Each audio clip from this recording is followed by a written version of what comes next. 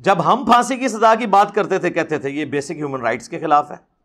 Europe نے پابندی لگائی رکھی پاکستان کے اوپر کہ جی آپ یہ پھانسی کی سزا موقوف کر دیں ادروائز آپ پہ سینکشنز لگا دیں گے.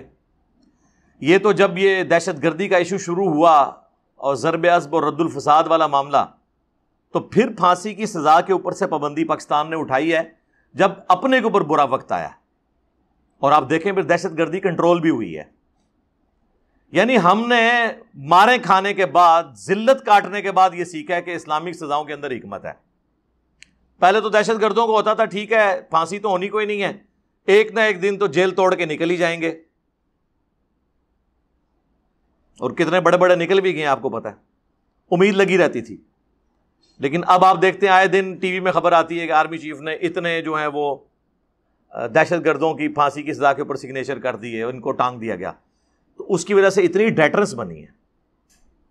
اس لیے میں کہتا ہوں ایکسٹرا جوڈیشل ایکٹیویٹیز جو بھی پرفارم کر رہے ہیں نا, خصوصاً مذہبی طبقے کے لوگ,